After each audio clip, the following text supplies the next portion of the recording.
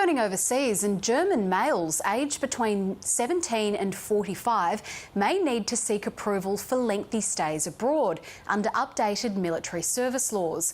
The law requires fighting-age men to gain permission to leave the country for more than 3 months. Deutsche Welle correspondent Thomas Sparrow joins us now from Berlin. Thomas, how significant is this rule and what does it tell us about German defence preparedness?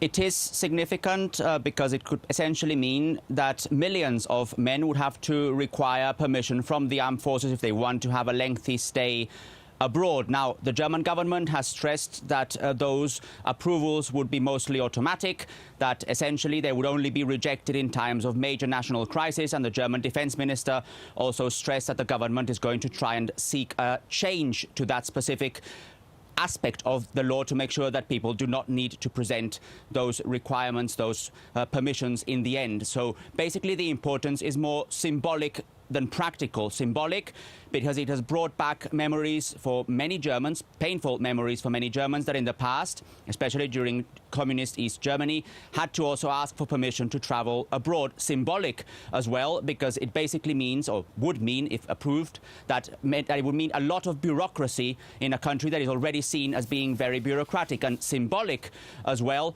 because, and that's especially important for critics, this is seen as basically a compulsory conscription in waiting. Now, Germany doesn't have compulsory conscription, but critics believe that measures like this are basically there just as a compulsory conscription in waiting. So all in all, more symbolic importance than a practical symbolic importance, and one that the German government is trying to change because this has essentially garnered a lot of controversy here in the country. Yeah, what kind of reaction has there been to these proposed changes? There have been protests in the streets, especially from young Germans who see this as I stress, as basically military conscription in waiting, that some of their freedoms are being taken away. The German government has scrambled to find an appropriate reaction to this. So there's also controversy going towards the German defense minister in particular. And what this all means for Germany is, again, a heightened debate about what exactly it means to have this voluntary conscription now. The law changed last year. Germany is now in this voluntary conscription phase where it's looking specifically to get young people, young men in particular, to join the armed forces voluntarily by, for example, offering good salaries or better salaries than in the past. But there are lots of questions as to how this exactly would happen and whether young males would actually join the army, specifically now in these difficult times.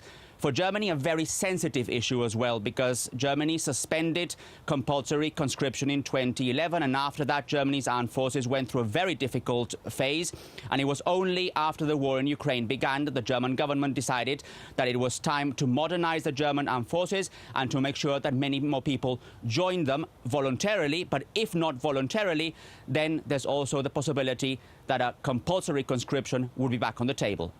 And Thomas, many countries across Europe are focusing on security. How does Germany's approach compare? Well, absolutely. It is not something that only Germany is focusing, because the war in Ukraine, the tensions in the Middle East have heightened also concerns among European leaders, among European governments, about how they can be better prepared militarily in terms of also security if the war, for example, in Ukraine continues. What exactly do they need to do? So some countries like Germany are specifically focusing on this issue of voluntary conscription, but it all goes down to a certain element of concern, specifically when it comes to, for example, understanding that they cannot rely on the United States under NATO, especially under Donald Trump, that they need to look for their own defense objectives and goals on their own among European partners. It also has to do with the fact that security has increased in the region, or security concerns have increased, that the war in Ukraine does not see signs of ending anytime soon. So basically what all this shows is that Germany, but also other European countries, are looking for ways in which they could modernize their armed forces, in which they could increase their preparedness, in which they could increase their security in very difficult times for Europe and the world. Thomas Sparrow, thank you. NASA has released spectacular new images